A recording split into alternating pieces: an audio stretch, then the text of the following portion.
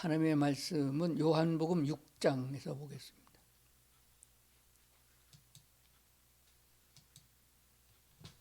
요한복음 6장 28절, 29절 두 절 말씀 보겠습니다. 화면에도 나가니까 화면을 보셔도 되겠습니다. 그들이 묻되 우리가 어떻게 하여야 하나님의 일을 하오리까? 예수께서 대답하여 이르시되 하나님께서 보내신 이를 믿는 것이 하나님의 일이니라 하시니. 오늘은 일할 때는 힘써 일하자, 그런 제목으로 말씀을 드리겠습니다. 일이라고 하는 것, 우리 직업이잖아요. 그런데 성경에서 말씀하시는 바는 우리 그리스도인들이 하나님 앞에 해야 되는 아주 중요한 큰 일에 대해서 제자들이 물어본 적이 있습니다. 우리가 어떻게 하여야 하나님의 일을 하오리까? 하나님은 영이시고 우리는 보이지도 않고 하나님의 일이 도대체가 뭐냐? 어떻게 하나님의 일을 하오리까? 라고 물었더니 예수님께서 대답하시기를 하나님께서 보내신 이를 믿는 것이 하나님의 일이다. 하나님이 보내신 자 메시아를 보내겠다고 약속하신 대로 메시아 곧 그리스도가 세상에 오셨습니다. 예수님께서 곧 그리스도이심을 우리가 믿습니다. 그렇기 때문에 주는 그리스도라고 고백하는 신앙 고백의 원리가 거기 있는 줄로 믿습니다. 그러므로 하나님이 보내신 자 그리스도 예수를 믿는 것이 하나님의 일이다 그랬습니다. 한번 따라합니다. 예배는 일이다. 예배는 일이다 라고 하는 사실입니다. 그런데 일을 설렁설렁 하게 되면은 땡땡이 치고 그러면은 주인이 그걸 알면은 월급을 제대로 주겠어요? 하나님 앞에 일하는 사람들이 하나님의 일을 할 때에 정말로 진실되게 힘써 일할 수 있어야 된다고 믿습니다. 그렇게 되면은 주인이 보셔서 정말로 잘하는구나, 누가 감독하지 않아도 보지 않아도 열심히 한다 하는 것들을 알게 되면은 하나님께서 그만한 충분한 대가를 지급을 해 주시는 분이신 줄로 믿습니다. 그렇기 때문에 오늘 우리는 하나님을 경외하여 예배를 드릴 수 있는 자격을 얻은 그리스도 예수로 말미암아 믿어서 구원받아 이스라엘 백성과 똑같이 하나님을 예배할 수 있는 자격을 얻었습니다. 그렇기 때문에 전심을 다하여 하나님을 예배해야 된다라고 하는 것입니다. 그런데 우리가 이 세상에 태어날 때에 어린아기로 태어납니다. 그러면은 사람이 낳기 때문에 사람이에요. 그런데 그냥 놔두면 사람이 안 됩니다. 사람다운 사람이 안 됩니다. 그러기 위해서는 우리가 뭘 해야 되느냐? 배워야 되는 것이에요. 배우지 않으면은 사람 노릇을 못합니다. 그래서 옛날에 우리나라가 배움이 정말 시원찮았을 때에는 나라가 발전하지 못했습니다. 그러나 복음이 들어오고 교회를 통해서 가르침이 시작되어졌고, 그래서 전 국민이 한글을 알고 글 공부를 하고 하나님을 영화롭게 할 수 있는 예배에 참석하는 데까지 이런 것을 우리가 알게 됩니다. 그렇기 때문에 오늘 우리가 생각할 것은 무엇이냐? 하나님께서 우리를 통하여 하시고자 하는 일이 무엇인지를 성경을 통해서 배우는 것이 중요합니다. 그렇기 때문에 오늘 예수를 믿는 것이 하나님의 일인데, 이 일을 하는 일꾼된 자세를 가지고서 예배해야 되는데, 예배는 봐도 그만 안 봐도 그만 대충 해도 그만 그렇게 되기 때문에 문제가 됩니다. 그래서 성경을 통해서 예배의 자세가 어떤 것이며 어떻게 예배해야 되느냐 하는 것을 확실하게 알고, 그리고 그 길로 나갈 수 있도록 하나님의 도움을 요청하면서 기도해서 하나님께 합당한 예배를 드릴 수 있는 우리 온 성도들이 되어야 된다고 믿습니다. 자, 그러면 예배는 꼭 드려야 되느냐, 안 드리면 안 되느냐 하는 거 생각해 보겠습니다. 예배 가끔 빼먹어도 되나요? 아니면 예배를 어떻게 드려야 되나요? 예배는 주일 예배만 예배인가요? 구역 예배는 예배가 아닌가요? 그러면 어떤 예배를 말하고 있느냐, 성경대로 우리가 한번 살펴보고자 합니다. 첫째는 하나님께서 우리에게 육신을 입고 오셔서 우리와 같은 사람으로 알아들을 수 있는 말로 말씀해 주신 예수님의 말씀, 성경은 그것을 복음서라 그렇게 말합니다. 마태복음, 마가복음, 누가복음, 요한복음 그렇게 되어 있는데 그 복음서에서 예수님의 행적이 나옵니다. 그 행적 중에서 한번 찾아보겠습니다. 요한복음 4장에 보면은 그런 말씀을 두고 있습니다. 저 혼자 이 방송을 준비하고 방송을 하기 때문에 조금 어설프지만은 그래도 요한복음 4장 한번 띄우겠습니다. 요한복음 4장 23절에 보면은 이렇게 되어 있죠. 아버지께 참되게 예배하는 자들은 영과 진리로 예배할 때가 오나니 곧 이때라. 아버지께서는 자기에게 이렇게 예배하는 자들을 찾으시느니라. 이렇게 자기에게 예배하는 자를 찾으시느니라. 아무렇게나 예배해서 하나님께 연락되는 게 아니에요. 신령과 진리로, 영과 진리로 예배할 때가 오나니 곧 이때라. 아버지께서는 이렇게 예배하는 자들을 찾으신다 그랬습니다. 하나님께서 예배하는 자들을 찾으신다고 그랬어요. 왜 찾으시나요? 복 주시려고 찾는 거죠. 하나님이 우리를 찾을 적에는 복 주시려고 찾는 거예요.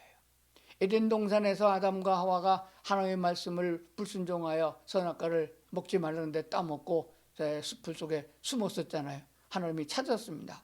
아담아, 아담아 찾았어요. 왜 찾았나요? 너 왜 내 말 안 들었냐? 벌 주시려고 찾은 게 아니에요. 야단치려고 찾은 게 아니에요. 가죽 옷을 내 입히시고 그래도 그 다음 최선은 못했지만은 차선이라도 잘해라. 그런 뜻으로 하나님의 그 길을 안내하기 위하여 알려주기 위해서 찾으신 걸 보게 됩니다. 하나님이 예배하는 자를 찾으시는데 왜 찾으시나요?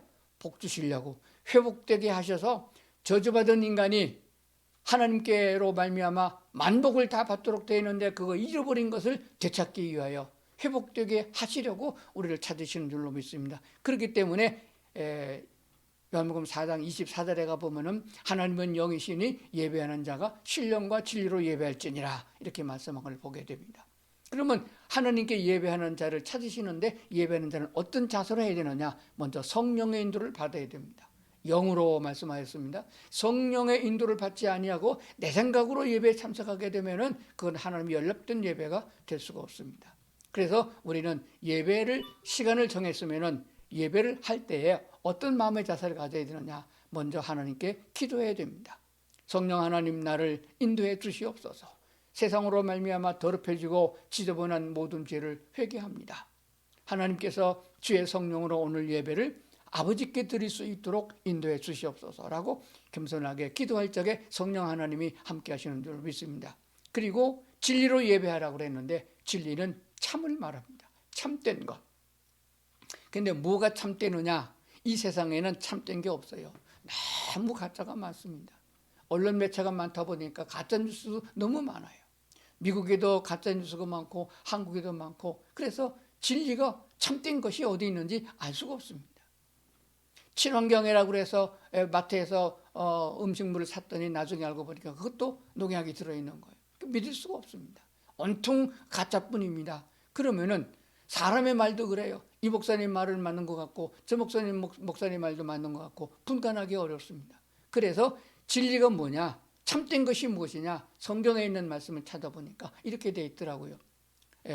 요한복음에 보니까 하나님께 예배하는 자들은 진리로 예배하라고 그랬는데 예수님 말씀하셨습니다. 내가 곧 길이요 진리요 생명이니 내가 곧 길이요 진리요 생명이다. 예수님이 진리라고 그랬습니다.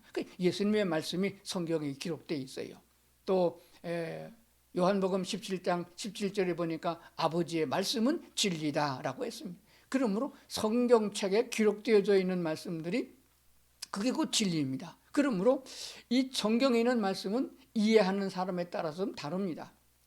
어린아이가 읽어보는 성경책의 느낌이 다르고 목사가 보는 성경책의 내용이 다르고 각각 자기 믿음의 분량만큼만 받아들이게 되어 있습니다. 그렇기 때문에 이것을 다시 말씀드리면 성령의 인도를 받아서 하나님의 말씀에 입각한 예배를 드려야 된다.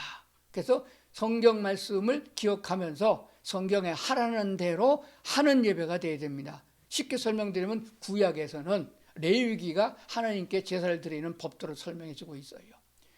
번제를 어떻게 드려야 된다, 소제는 어떻게 드려야 된다, 화목제는 어떻게 가르쳐준 대로 하는 것이에요. 그러면 우리가 오늘날 예배는 어떻게 드려야 되느냐, 어떤 장소에서 드려야 되느냐 하는 것부터 생각해 봐야 됩니다. 전심으로 마음을 다하고 성품을 다하여 하나님께 예배해야 되는데, 먼저 예배는 어디서 드려야 되느냐, 장소를 한번 찾아봐야 됩니다. 예배 드리는 장소는 어디가 돼야 되나요? 자, 그렇다면은 우리가 교회를 통해서 예배를 드리잖아요. 자, 그것부터 생각합니다. 그럼 교회가 언제부터 생겨나느냐 하는 것을 생각해 보려고 합니다. 교회는 사도행전서부터 교회가 생기기 시작한 거예요. 그러면은 성경을 잠깐 우리 찾아보도록 하겠습니다. 자, 먼저 사도행전 2장을 한번 보겠습니다. 화면에도 나오지만은 화면에 조금 간추려 놨어요. 성경 가지신 분 찾아보시면 좋겠습니다. 사도행전 2장 46절을 보면 이렇게 기록되어 있습니다.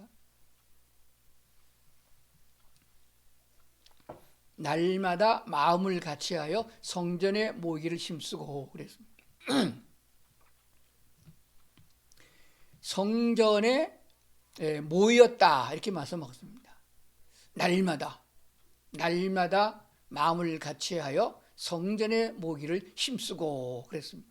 마태복음 18장 20절에 가보니까 두세 사람이 내 이름으로 모인 곳에는 나도 그들 중에 있느니라. 숫자가 중요한 것이 아니에요. 두 사람이나 세 사람만 돼도 내 이름, 예수님의 이름으로 모인 곳 그게 장소가 되는 거예요. 나도 그들 중에 있다 그렇게 말씀하셨습니다. 그리고 사도행전 11장에 가보니까 교회에 1년간 모여있어 큰 무리를 가르쳤고, 사도 바울과 바나바가 가르친 내용을 말하고 있습니다. 안디옥 교회를 말하고 있는 거죠. 제자들이 안디옥에서 비로소 그리스도인이라 일컬음을 받게 되었더라. 그러면 이 말씀을, 세 군데 있는 말씀을 종합해 보면은 교회에 모였다, 성전에 모였다 하는 알게 되어집니다. 사도행전 2장은 구약의 성전과 신약의 교회의 갈림길에 있는 내용이에요. 그래서 그들이 모였던 곳이 바로 교회가 된 것이거든요. 교회의 시작은 바로 이렇게 모인 곳, 장소. 구약에는 성전에 모였고 신약에는 어디에 모였습니까? 신약에는 교회에 모이게 된 거예요. 그래서 교회라고 하는 것은 사실 따지고 보면은 예배당, 건물을 말하는 것이 아니고 예수 그리스도를 구주로 영접한 성도들의 몸 자체를 말하고 있습니다. 성도들 자체가 교회예요. 그래서 성도들이 두 사람만 모이면 교회가 되는 것이에요. 그러면은 온라인 예배도 예배가 되긴 됩니다. 가정 예배도 예배가 됩니다. 그리고 구역 예배도 예배는 맞아요. 그러나 오늘 제가 말씀드리고자 하는 것은 연합된 예배가 중요하다 하는 것입니다. 사도행전의 21장에 나오는 대로 사도행전 11장에도 보게 되면은 사도 바울이 한 곳에서 모여서 안디옥 교회에 모여서 모인 무리들을 1년 동안이나 집중적으로 가르친 교육하는 상태가 있었습니다. 그래서 교회에서 드리는 예배를 살펴보면은 대개 5가지로 나누게 되어집니다.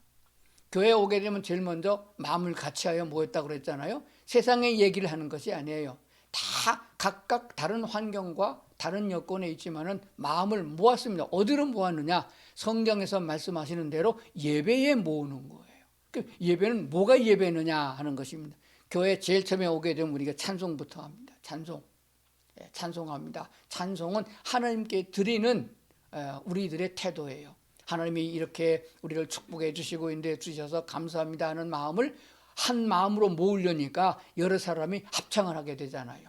따로따로 말하게 되면은 이게 더 복잡하게 되는 거예요. 그래서 마음을 모두어서 하나님께 합심 기도하는 내용이 찬송 중에 있습니다. 찬송과 가사를 같은 찬송을 하는 게 드리잖아요.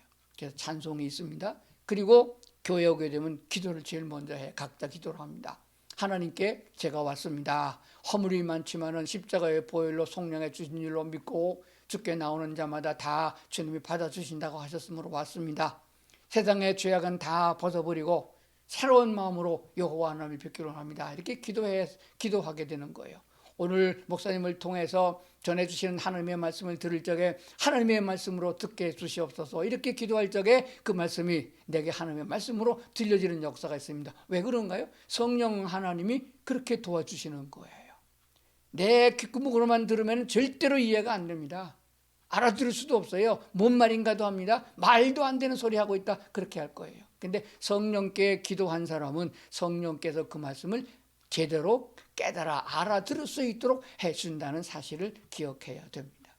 자, 그리고 중요한 것은 말씀입니다. 그래서 물론 모든 교회가 예배만 뚝딱 보고 가는 교회도 있지만은, 설교만 듣고 가는 교회도 있지만은, 원래 교회가 모여서 하는 일이 뭐냐 그러면 성경 공부를 하는 거예요. 성경에 있는 말씀을 공부를 합니다. 그래서 그전에는 분반 공부라고도 그랬어요. 주일학교도 그렇습니다. 먼저 성경 공부하고 예배 먼저 드리는 거거든요. 그래서 교회도 작년부도 먼저 하나님의 말씀을 배우고, 그리고 성경 통독도 하고, 그리고 예배 시간에 또 설교를 듣게 되는 줄로 믿습니다. 그래서 설교를 듣는 자세가 바로 성령께 먼저 기도하여 하나님의 말씀대로 내가 깨닫게 해주시옵소서, 기도가 또 포함되어야 된다 하는 것입니다. 그리고 하나님께 이제 헌금도 드리고, 헌금을 드리는 것은 돈을 드리는 게 아니에요. 삶 속에서 하나님이 내게 이렇게 역사해 주셨으므로 감사하여 드리는 것이고, 또 우리가 전도하다 보니까 물질이 많은 필요할 게 되어집니다. 그래서 헌금을 서로 모아서 하나님께 드리고자 하는 전도의 행위도 되는 것입니다. 뿐만 아니라 성경에 보니까 예수님께서 12제자를 보내서 전도를 하게 하셨고, 나중엔 70명을 둘씩 짝을 지어서 전도하러 내보냈던 적도 있습니다. 그래서 그들이 돌아와서 모였을 때에 예수님께 보고했습니다. 우리가 나가서 전도할 적에 귀신이 막 도망가고 병자가 막 낫고 그랬습니다.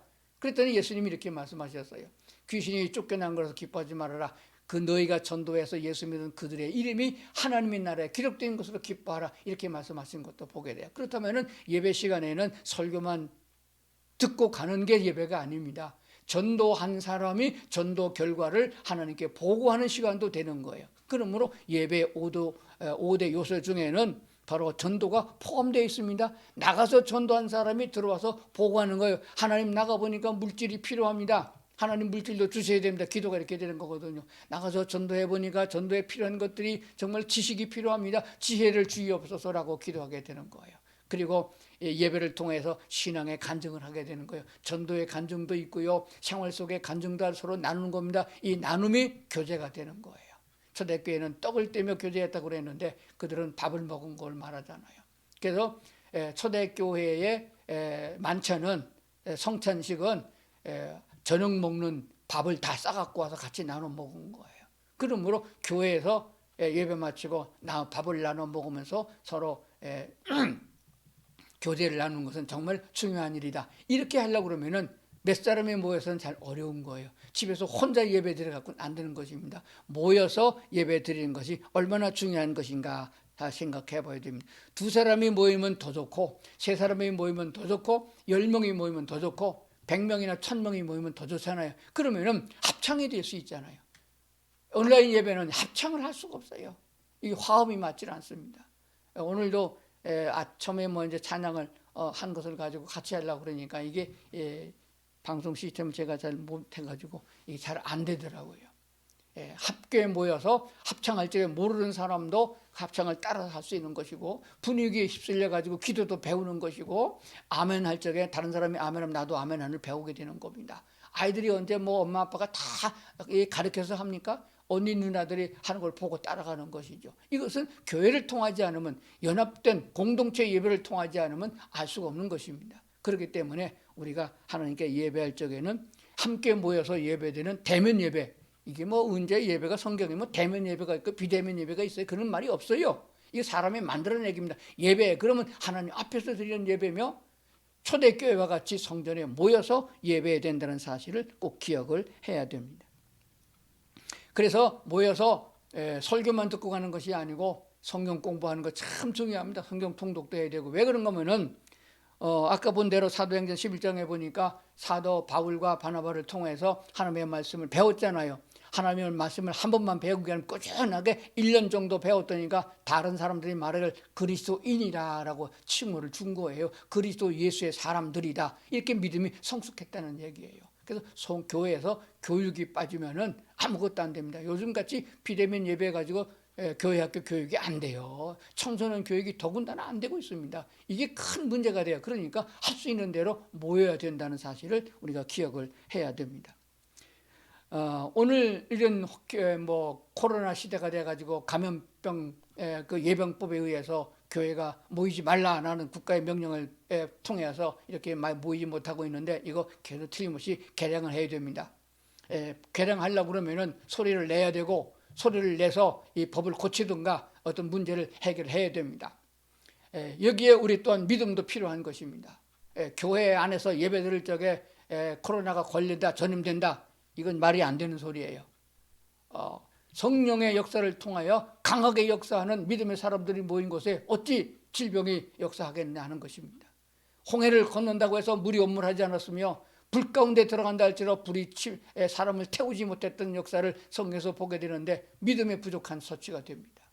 믿음이 없는 사람들이 모였기 때문에 문제가 되는데 이것은 담임 목사에게 중요한 문제가 있다고 그렇게 믿습니다. 뿐만 아니라 우리는 초대교회 성도들의 신앙을 본받아야 되며 히브리서 12장 13장에 나오는 믿음으로 살았던 사람들의 행위를 본받아야 된다고 하는 사실입니다. 초대교회는 로마로부터 압제를 받았기 때문에 목숨을 내건 예배였습니다. 예배하는 현장을 잡히면 다 처형됐습니다. 그냥 죽임을 당했어요. 벌금을 물리고 무슨 교회가 폐쇄되는 게 문제가 아니었습니다. 죽임을 당했습니다. 특히 우리 침례 교도들은 그런 게 많이 있습니다. 침례식을 강에 나가서 해야 되는데 강에 나가서 침례 가면 예수 믿는 게 들통이 나잖아요. 잡히면 그냥 죽었어요. 결과적으로 그들은 카타콤으로 모였습니다. 산속에 굴을 파고 굴 속에서 모여서 예배를 드린 걸 보게 됩니다. 그러니까 목숨을 건 예배가 오늘도 꼭 필요하다 하는 것을 알게 되어집니다. 상황이 그러니까 우리가 적당히 대면 비대면 예배도 드리고 가정 예배도 드리고 3명만 모여서 예배 드리고 이렇게 주장하는 사람들도 있는데 그렇게 예배하라고 하나님이 원하시는 건 아니에요. 지금 우리가 이런 때에 하나님이 우리에게 뭘 보고자 하느냐, 세상에 있는 사람들, 전 세계에 있는 사람들이 이렇게 죽어가고 고통을 당하는 것은 여호와 하나님이 인류를 통치하시고 우주를 주관하시고 인도한다는 사실을 알게 하려는 것이며, 하나님을 알고 있고 믿고 있는 사람들에게는 너희가 믿음이 있는 알국이냐 쭉정이냐 하는 것을 알도록 하게 하는 것이었어요. 그러면 어떻게 하면 알 수 있습니까? 바람이 불 적에 날아가면은 국정이고 바람이 불어도 안 날아가면은 알곡이 아니겠습니까? 교회에 모여서 예배한다고 해서 이런 환란이 있다고 해서 날아가게 되면 그 쭉정인 거예요. 죽음을 내놓고 죽음을 불사하고 예배로 모이면 못 모일 이유가 없습니다. 그런데 편안하게 하려고 그냥 적당히 집에서 한번 물어볼까요? 거기 댓글 창이 있는데 댓글을 한번 달아보시던가요? 다 정정하셨나요? 교회에서 예배드리는 것마냥 화장도 하시고 정정하셨나요? 여러분 앉아있는 자세는 어떻습니까? 들어놓지는 않나요? 애들은 왔다 갔다 하지 않아요? 이게 보통 문제가 아닙니다. 이거 감독할 수가 없어요. 그래도 괜찮다 하는 사람은 괜찮을 수도 있습니다. 그러나 우리는 할 수 있는 대로 최선을 다해야 됩니다. 힘쓰란 말은 설렁설렁 하라는 말이 아니에요. 성경에 분명히 말씀하기를 힘쓰라고 말씀하셨습니다. 운전하는 사람이 운전에 힘을 써야 되지 옆에 보고 뒤에 보고 하다 보면 사고 나잖아요. 하나님을 예배하는 것 일이라고 그랬는데 일하는 사람이 전심을 다하여 땀이 나도록 집중하고 사고 나지 않도록 일하는 것이 중요하지 않습니까? 바로 그런 얘기가 되어집니다. 일제치하의 때 우리 조상들 얘기를 들어보면은 일제치하의 때에도 예배를 드렸습니다. 예배를 드리는 것까지는 좋았는데 그게 교회에서 예배 드리는 것을 기독교적인 신앙을 말살하려고 신자 참배하라고 그랬습니다. 기독교인들이 가장 싫어하고 미워하고 적대하는 것은 귀신에게 제사하는 건데 신사에다가 제사를 지내라고 일본을 향하여 동방요배를 하라고 강요했던 것을 보게 됩니다. 안 하게 되면 잡아 죽였어요. 그렇게 되어지니까 나도 예수를 믿지만 한쪽 다리는 교회에 한쪽 다리는 신사 참배에 그런 상황이 일어나게 된 거예요. 안 하면 죽으니까. 결과적으로 그래도 신자 참배를 거부하고 예배는 교회가 많으니까 목사들을 잡아 죽이기 시작한 거예요. 그래서 결국 어떻게 됐습니까? 많은 교회들이, 많은 교단장들이 신사참배는 우상숭배가 아니다, 하나의 정부의 관례다, 의례다, 이렇게 해가지고서 신사참배가 죄가 아니다라고 해가지고 범죄행동을 보게 됩니다. 세월이 지나갔습니다. 해방이 되어졌어요. 교회에서 가장 큰 회개가 뭐냐? 신사참배한 죄를 회개하고 있습니다. 그건 뭡니까? 지금 우리가 그때보다 더한 때입니까? 일제치하 때보다 더한 공산주의 체제가 아니잖아, 우리 지금. 그럼에도 불구하고 벌금 300만 원이 무서워가지고서 모여서 예배를 못 드리는 게 말이 안 되잖아요. 할 수 있는 대로 하나님의 말씀을 따르는 자들입니다. 너희가 생각해보라. 사람의 말에 듣는 것이 옳은가, 하나님의 말씀을 듣는 것이 옳은가 판단하라 했던 사도들의 말씀을 우리가 기억해야 됩니다. 그러면 또 그런 사람도 있어요. 뭐 그 구약시대 얘기할 거 있느냐? 그때 얘기하면 그때는 일제 때는 일제 때고 그때는 그때고 지금은 지금인데 그냥 편안하게 이것도 좋고 저것도 좋고 그렇게 예배드리고 마음이 중요한 거 아니겠냐, 그렇게 하는 사람들이 있어요. 물론 좋아요. 하나님은 중심을 보신다고 하셨으니까 중심을 보실 거예요. 마음으로 사랑하면서 몸이 따라가지 않는다면 엇박자가 나는 거예요. 한번 생각해 보세요. 어느 처자가 옆집 총각을 너무너무 사랑하고 둘이 사랑했는데 부모님의 반대를 때문에 결혼 못하게 됐어요. 그래서 엉뚱한 부잣집으로 시집을 갔어요. 거기 가서 애 낳고 삽니다. 그러면서 말하기를 나는 옛날에 내가 사랑하는 그 남자를 사랑한다. 그 사랑이 되겠어요? 몸은 딴 데 가고 마음만 갔다. 사랑이 안 되는 거예요. 사랑은 다 가야 됩니다. 몸도 가고 마음도 가고 물질도 가고 다 가야지 진짜 사랑입니다. 하나님이 우리를 사랑하셨기 때문에 하나님의 육신을 입고 땅에 오셔서 우리가 처형돼야 되고 우리가 죽어야 되는 그 자리에 대속제물이 되게 하신 것은 우리를 사랑하기 때문이에요. 로마서가 뭐라고 말씀하십니까?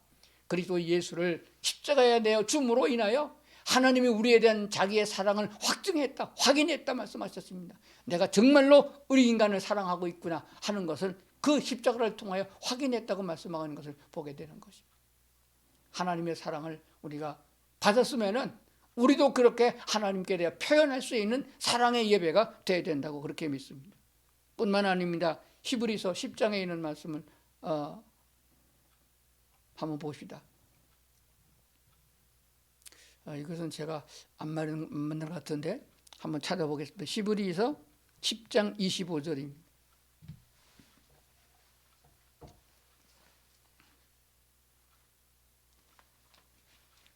히브리서 10장 25절에 보면은 모이기를 패하지 말아라 하는 말씀을 주고 있습니다. 히브리서 10장 25절. 모이기를 패하는 어떤 사람들의 습관과 같이 하지 말고 오직 권하여 그날이 가까움을 볼수록 더욱 그리하자. 모이기를 패하는 어떤 사람들의 습관이 있다. 이 습관은 한 번에 습관되는 게 아니에요. 한 번, 두 번, 세 번 하다 보니까 우리가 지금 비대면 예배하다 보니까 1년 가까이 되잖아요. 그러다 보니까 재미가 들린 거예요. 그래서 뭐 1단계, 뭐 1.5단계 내려가가지고 20%, 30% 그래가지고 또 교회로 모이자 그러니까 안 온다는 거예요. 집에서 드리는 게 훨씬 낫다는 거예요. 눈치 볼 것도 없고. 이게 습관된 거예요. 이게 오늘 우리들에게만 있는 습관이 아니었어요. 초대교회도 있었다는 것을 알게 됩니다. 그래서 히브리서 10장에서 이렇게 말씀하시고 그런 습관은 안 좋은 거다. 그리고 12장에 넘어가면은 11장 12장에 가보면은 믿음으로 산 사람들이 얼마나 모진 박해를 받으면서도 하나님을 예배하기 힘썼냐 하는 것을 설명해 주고 있습니다. 모세가 어땠으며 아브라함이 어땠으며 신앙의 믿음의 선조를 살은 사람들을 얘기를 다 써주고 있는 것이 히브리서 11장 12장으로 이어지게 되는 것을 보게 됩니다. 모이기를 패하는 어떤 사람들의 습관과 같이 하지 말라. 그 습관 그럼 버려라 하는 것입니다. 그리고 오직 권하여 그날이 가까움을 볼수록, 그날이 뭡니까? 예수 그리스도께서 재림하신다고 하는 심판의 날을 말합니다. 마지막 심판, 피할 수도 없고 회복할 수도 없고 회개할 수도 없는 그날이 온다. 그날이 오게, 그날을 가깝기 전에 너희는 더욱 더욱 그리하자. 더욱 모이게 힘써야 된다. 그런 말씀을 주고 있는 것을 보게 됩니다. 그러니까 우리가 예수 그리스도의 심판과 그리고 예수 그리스도의 재림, 그것을 잊어버리면은 올곧은 믿음 신앙이 나갈 수가 없는 거예요. 왜 그렇습니까? 내일은 내일이고 오늘은 오늘이고 그렇기 때문에 그래요. 그러다가 교회가 뭐 어거지로 정부의 명령을 어기고 모여가지고 몇천 명이 모여가지고 예배드리다가 확진자가 몇천 명 나왔다. 그러면 아마 난리가 나지요. 그건 세상 사람들 하는 얘기죠. 난리가 나면 또 못 돼요. 연간 코로나로 인해서 죽는 사람이 한국에 현재 지금 1,000명이 약간 넘었죠. 그런데요, 우리나라 1년 동안에 자살해서 죽는 사람이 하루에 25명에서 30명가량 죽는 거예요. 그러면은 자살하는 것을 방지하기 위해서 몇 조를 씁니까? 수십 조를 씁니까? 죽는 사람은 그게 훨씬 많은데 코로나 때문에 몇천 명 죽는 거 가지고 수십 조를 쏟아부으면서 그 난리를 꾸며놓고 종교의 자유, 신앙의 자유, 언론의 자유까지 다 막아버리는 이런 행태를 우리가 그냥 보고 있으면 안 된다는 거예요. 연간 인간이 죽는 숫자와 출생의 숫자가 비슷하게 나갑니다. 그래야 인구가 유지되는 거거든요. 하나님이 통제하시는 거예요. 전쟁을 통제하시는 분도 하나님이시고 인구를 통제하시는 분도 하나님이십니다. 코로나 때문에 이런 것 때문에 어거지로 더 많이 죽는 건 아니에요. 결국 나중에 가서 통계를 내보면은 그 숫자 안에 들어갑니다. 뭐 이런 얘기를 목사가 한다고 뭐 누가 알아줄 것도 아니고 뭐 그렇다고 뭐 국가가 꿈쩍이나 할 것도 아니겠지만은 우리는 알 건 알아야 된다. 그래서 믿음의 성령의 동요를 주시면은 성령의 감동을 주시면은 두 사람이 됐든 세 사람이 됐든 모일 수 있는 숫자만큼 모이자 하는 것입니다. 하나님이 말씀하신 대로 예배하고 하나님이 말씀하신 대로 살아야지 에덴 동산에 쫓겨나 사는 것이 무슨 그게 삶이며 100살도 못 살고 죽는 것이 무슨 삶이며 불평과 불명 속에서 살아가는 것이 무슨 삶이냐. 하나님이 주신 자유를 만끽하면서 하나님이 주신 사랑을 만끽하면서 서로 사랑하고 아끼는 그런 하나님의 나라를 이루어야 하지 않겠느냐 하는 것입니다. 환경은 하나님이 만들어 주신다고 그랬습니다. 그 하나님을 잊어버리지 아니하고 주님 앞에 있어야 된다는 것입니다. 몇십 년을 더 살 생각하지 말고 영원히 살 생각을 해야 된다는 사실입니다. 하나님은 여전히 살아계시고 하나님은 여전히 우리 하나님이십니다. 값없이 거저 알지 못했던 우리들에게 선교사를 통하여 알게 해주셨고 믿게 하셨고 하나님의 자녀가 되게 하셨으니 이 은혜를 잊어버리지 말아라. 그리고 그 하나님을 찬양하고 예배하는 귀한 믿음을 우리가 가져야 할 줄로 믿습니다. 정리를 해봅니다. 예배는 일입니다. 우리가 어떻게 하여야 하나님 일을 하오리까? 하나님 일 하기 싫은 사람은 물어볼 필요도 없어요. 무당을 섬기듯이 귀신 섬기듯이 그렇게 예수를 믿고 교회 나오려고 그러면은 이거 말씀 들을 필요가 없습니다. 그래도 하나님 앞에 서가지고 은혜를 생각하고 어떻게 하든지 주의 일에 동참하여 함께 동참했을 때의 기쁨이 있는 거예요. 예수님이 달란트 비유를 말씀하실 때에 칭찬한 자들이 2달란트나 5달란트나 똑같은 칭찬을 받았는데 그 칭찬이 뭔지 아시겠어요? 갑절에 복을 받았다는 칭찬이 아니에요. 주인의 즐거움에 함께 참여할지니라. 함께 하는 즐거움이 있어야 되는 것이. 우리는 하나님 나라에서 영원히 살아야 될 하나님의 사람들이 분명합니다. 그렇다면 함께하는 즐거움이 있어야 돼요. 교도소 가서 독방에 갇혀보세요. 그건 인생에 사는 것이 아닙니다. 함께할 수 있는 것, 신앙의 공동체가 됩니다. 그래서 이웃을 사랑하라가 나오고 그래서 지옥으로 가는 멸망당하는 저들을 전도해서 구원받게 하는 것이 필요한 것이에요. 적은 숫자를 가지고서는 대국이라 할 수 없습니다. 중국이 인구가 많기 때문에 지금 대국으로 부상되고 미국이 인구가 많기 때문에 그런 거 아니겠어요? 하나님의 나라도 마찬가지입니다.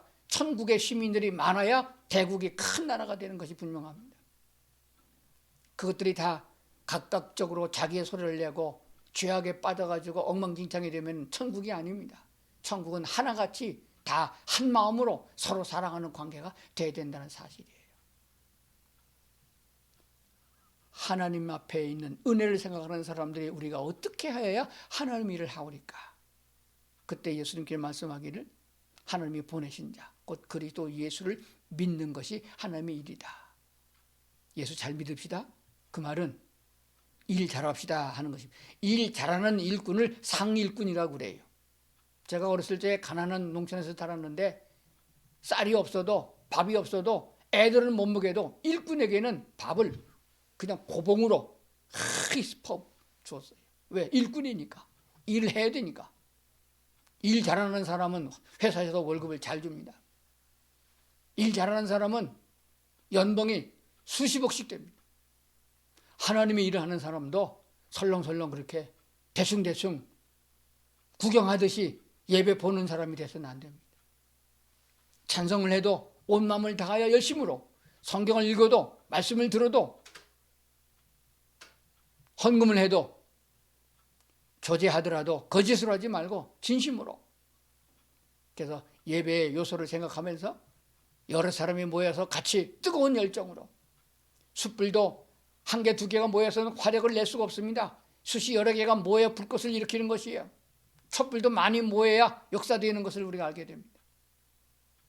성도들이 모였을 적에 능력이 일어나는 것입니다.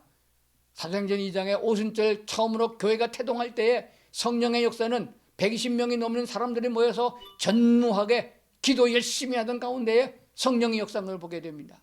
다 같이 방언을 했고 하나님의 말씀을 듣게 된 것을 보게 됩니다. 모이지 않는 곳에는 마귀만 역사합니다.